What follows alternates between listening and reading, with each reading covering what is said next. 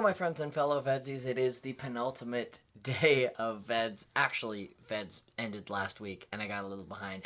VEDS is video every day in September. It's like October 8th, but I'm going to use this day to go back into my KISStory series. I've made so many videos in this series going through the history of my favorite band, and I'd like to get through to the present day by the time I go and vlog those KISS concerts. I think that would be really cool, so I'm going to get back into it. So in the last video, I covered KISS's relatively lean years between 2004 and 2007, and I also mentioned that we are now getting into the era when I am a huge KISS fan. And I'm really excited for this video because we're going to talk about what was really an exciting time to be a young KISS fan, the beginnings of the Alive 35 World Tour. So in 2004, KISS did the Rock the Nation tour, which was fairly successful, but at this point they were kind of exhausting their ability to do major tours in the States. You'd had what they called the Farewell Tour just a few years earlier. They had their big tour with Aerosmith, then their big outdoor show with Rock the Nation, and I think they kind of understood that KISS is not really a band that can do a major American tour every year, and they can still have a market. So they took a step back for a few years and focused on their own projects. They did maybe, I don't even think they did 15 shows over the course of the 4 years after the Rock the Nation tour. Some scattered performances here and there, but as a kid, I kind of made the assumption that KISS were done. Hence why when I got tickets to see a KISS show in 2007 and that show wound up getting canceled, I thought I'd missed my only chance. But towards the end of 2007, we received word that KISS were celebrating their 35th anniversary, if you could believe it, with a full-blown world tour. I was so excited. It was starting nowhere near me, but I was hoping they'd get to an American tour in the summer of 2008. So if you watched a little documentary KISS made, documentary, oh my gosh, I used the biggest of air quotes in the term documentary, KISStory, that A&E put out. Gene had some success, of course, with his television show, Gene Simmons' Family Jewels around this point.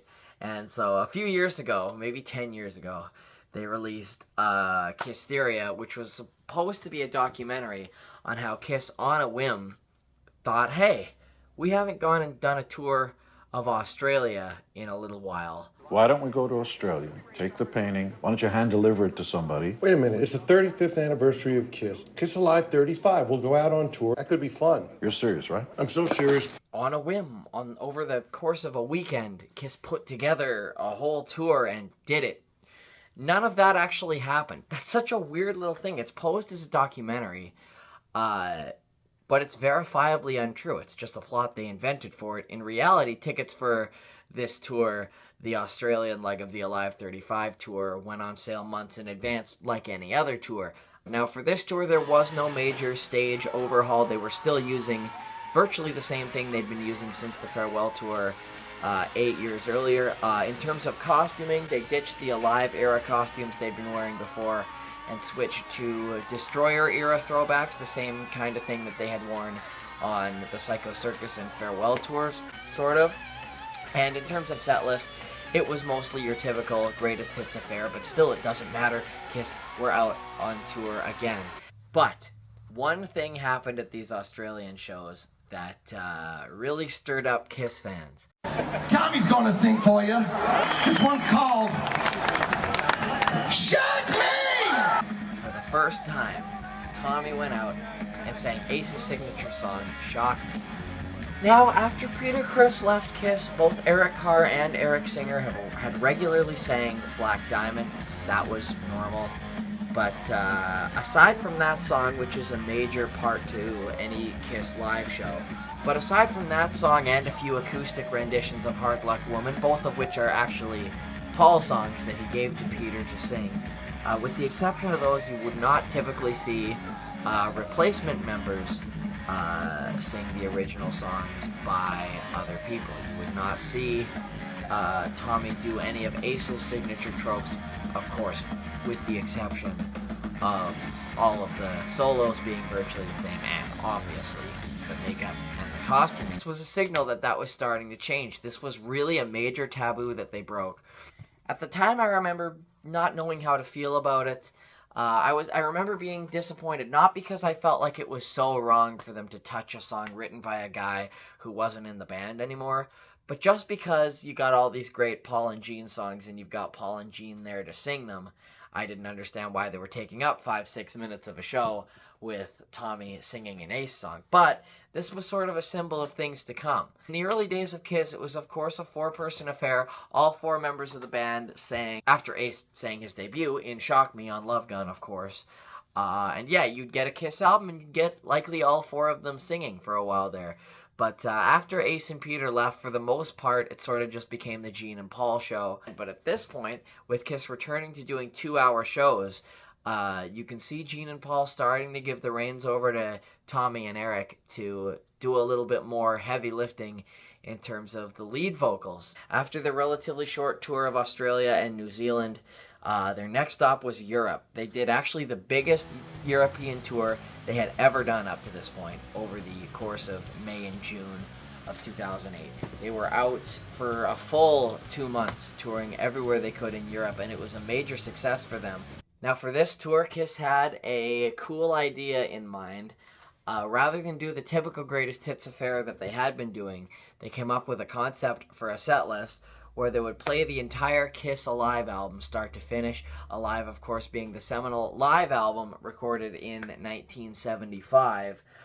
Kiss would do all 16 of these early Kiss songs, and then they'd do a 6-song encore with some other hits from around their career. This was so cool for Kiss fans, and explains the name of the Alive 35 World Tour. The thing about doing 16 songs from the classic period and then 6 encores, Kiss songs are not particularly short, so this wound up being a very long show. Arguably the longest show Kiss have ever done. I know they had some really long shows towards the beginning of the Revenge Tour, but these early European Alive 35 shows where they did the full Alive album were like easily 2 hours, 15 minutes, if not slightly more than that. So unfortunately, the full Alive concept was short-lived. 3 or 4 shows into the European tour, 2 songs were cut from the set. It always bothered me that one of the 2 that they cut was Firehouse, and they moved Gene's Fire Breathing to Hotter Than Hell. They haven't played Firehouse as much in recent years, even though it was a staple for them in their early career. And it just, to me, it doesn't feel right to see Gene breathing fire in any other song, but that's neither here nor there.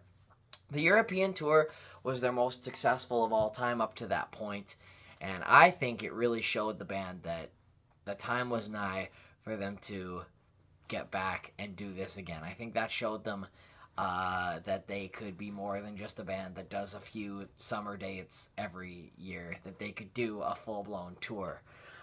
Dates started to come in for a summer 2008 US tour, and I was so excited. I hoped they'd come to my town, even though I'm in Canada. We get lumped in with the US tours in general. But after only 4 dates were announced, no further touring was planned for the summer of 2008. They just did those 4 isolated August shows in the US, and I was a little bit disappointed. Kiss hadn't toured in North America in years, and I was 12 or so at this point, and already feeling like I'd never get a chance to see Kiss. I never could have imagined that we'd be here like 15 years later, still talking about Kiss out on tour. I really got the feeling that 15 years ago would be our last opportunity. But, to be fair, Kiss had a really, really good reason for not doing a major tour in the US that year. They decided to push it back to the following year so that they could spend some time going into the studio to record a new album. Yes, a new album. We all got the news in approximately November of 2008 that Kiss were going into the studio again, and I just could not believe it that I was going to get the chance to listen to a new Kiss album. That just blew my mind. So in 2007, 2008, Kiss recorded a CD that was only released in Japan initially. It was called Jigoku Retsuden, I think, where they re-recorded 14 or 15 of their classic songs using the current lineup, and some of us Kiss fans were like, hey, they're doing a studio project. It's not new material, but at least they're showing an eagerness to go back in the studio. Maybe they'll do an actual album someday. And I think I may have been on the message boards like, nah, they'll never do that. They've said they're done. But they went back and did it. They wanted to make a new album, which again, going back to saying that Tommy and Eric were getting a little bit more of a role in the band, it was really exciting that they would be recording their own songs so they could get their own songs to sing. You could tell that this band, Gene, Paul, Tommy, and Eric, were really enjoying touring together, gigging together, and Kiss's shows were, you could make the argument that on certain dates of like the farewell tour era, there were nights when Kiss appeared to be just kind of going through the motions and getting through the show. There really seemed to be a new, invigorated energy to the band in about 2008, 2009. They really seemed excited for their future. So after finishing these winter recording sessions in the spring, in April of 2009, Kiss went out on the road, resuming the Alive 35 tour, starting with a few dates in South America. Some eagle-eyed Kiss fans would notice that Paul was wearing a brand new jacket, and they were like, oh, this is a sign that they're developing some new costumes. And I was like, no, Paul just found a vest that he likes. Like, we're overthinking this. Boy, was I wrong. They actually were thinking of new costumes, which we'll get to in the future. But they do a pretty successful South American tour in April. After that, they do some scattered dates, mostly in Eastern Canada, in June and July. And if you look at some clips from those June and July Alive 35 shows, you'll start to see a morphing in the stage set. They've now got a big, gigantic screen behind them. The logo's been moved downwards, and there isn't the same wall of amps behind them. I sort of see this as a bit of a transitional stage as Kiss begin the process of totally rethinking their stage show as we get closer to the fall here. But the most important thing about these June-July scattered dates is that Paul had a bombshell of an announcement. I want you to know something.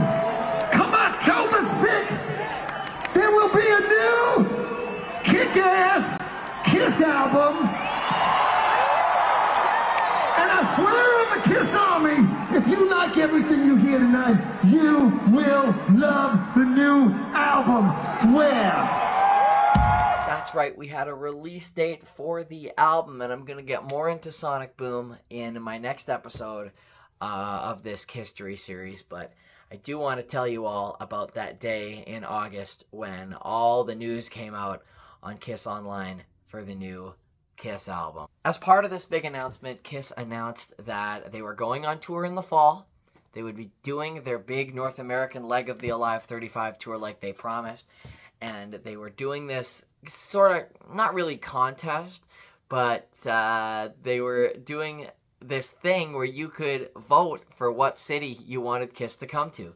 You could vote for Kiss to appear in your city, and the band said that the something like 40 cities with the most votes per capita would be the ones getting a Kiss show. I was blown away by this concept. I remember thinking, I could put Maple Ridge, the little town where I'm in, but I'll just put Vancouver. It's close enough that I could get there. It's got the big venue. It's where they'd be more likely to do a big show. It'd be better for everything. So I spam voted Vancouver a whole bunch of times. Now, from what I now know about the entertainment industry, the thought that they would be doing this online vote in like July, August for shows that were going to begin in September was a little bit absurd. This is another case of Kiss just trying their best at a marketing strategy. When the tour dates came out, it was very much a regular Kiss tour, which led to some suspicion. Hey, wait a second. Did this contest thing actually mean anything? I firmly believe that they didn't even tally the votes, that the whole thing was maybe fraud's too strong a word, but basically, since nobody's actually giving you their money, I guess you can't really call it fraud. That might be a little over dramatic, but I don't think that the contest had any bearing on anything whatsoever. And in fact, Oshawa, Ontario got more votes than anywhere else in terms of per capita, and they were stoked. And when the tour dates came out, there was no show in Oshawa. There was a big backlash, and Kiss were forced to add an Oshawa date. And they kind of made a comment like, listen, we wanted to surprise them by being the show we were going to play in on the release date of our album, and you guys ruined the surprise with your backlash. But you know what? It's really hard to know if that was their plan all along. to do an extra special Oshawa show, or whether they kind of panicked and booked one last minute because of the backlash. I'd always like to know. That concept of vote for your city to get a Kiss concert was something that I thought was so cool as a kid, and then it was pretty evident almost immediately that it was all a front and it was never something they were actually going to do. They would do some scattered shows in 2011 in some smaller venues in some smaller cities, and some of them were ones with a lot of votes in this contest, and some people wonder if that was sort of to make up for those towns not actually getting a Kiss concert on the 2009 tour. I don't know. It's really hard to know, but in any case, that contest, even if it wasn't real, it sure captured my attention. I'm going to cover more about that fall US tour and the fact that I finally got to see Kiss on that tour in my next episode, where I talk all about the Sonic Boom album and tour. Thanks for watching this video. It's been nice to get back into this series and talk about finally a period in history that I actually got to experience for myself. Thank you all so much for watching. Tomorrow I'm going to make the final wrap-up video to Video Every Day in September, about a week and a half late, where I respond to lots of videos that my fellow VEDSies have made. And for the last time, I get to say to my friends and fellow VEDSies, I will see you all tomorrow. Thanks so much for watching.